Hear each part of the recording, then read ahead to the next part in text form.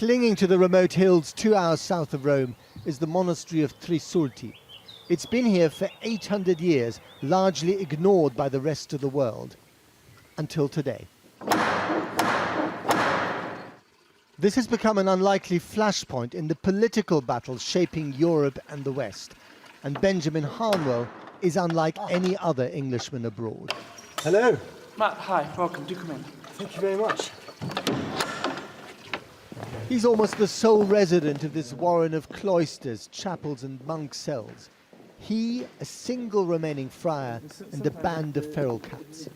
A Catholic convert and born-again Eurosceptic who worked for years at the European Parliament.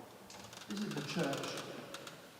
Harnwell has been installed here by his friend and mentor Steve Bannon. Yes, that's Steve Bannon. And the blood-curdling artwork chimes with their view of the world. This painting and this painting have a parallel.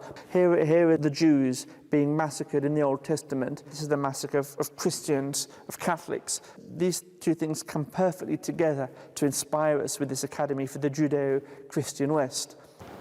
Defending the Judeo-Christian West, a rallying cry ringing through the far right in Europe and America. Bannon, who is obsessed with the concept, pays the 100,000 euros rent a year for this monastery, apparently out of his own pocket, and together they have a plan.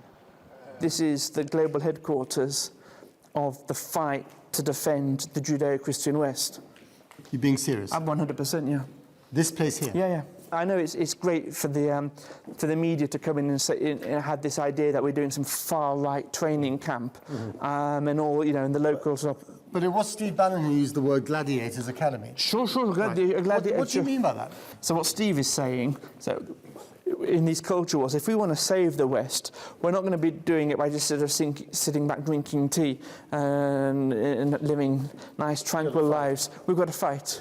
We've really got to fight hard with that kind of concentration and focus. With ideas and words or anything else? Well, of course, with ideas and words, right? It's hard to know where self-parody ends and reality begins, but the siege mentality echoing through these walls is the bread and butter of Europe's populist nationalists, and that includes the UK. I mean, the UK is a secular country, right? But it's starting to bend the knee to Sharia law, and that is concerning. That's not true. It's 100% true, yeah. Nah, come on, that's just rubbish. Rubbish, but with foreboding resonance in European politics today. Steve Bannon and his friends Marine Le Pen and Matteo Salvini are very keen to portray these European elections as an existential battle between the forces of globalism on one side and the forces of nationalist populism on the other. But what they hadn't reckoned on in this place here are the forces of Italian localism. Just down the road from the monastery is the town of Collepardo, a place that feels left behind by Rome and by Brussels, where they didn't even bother to put up election posters. A place where the ideas from the monastery should find a welcome ear. Gliel'ho detto, penso male, se ne devono solo andare, che la certosa è nostra, non è di loro.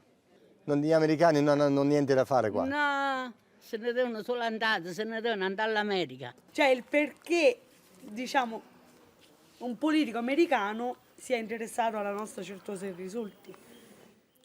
Vi sembra strano? Sì, sinceramente sì.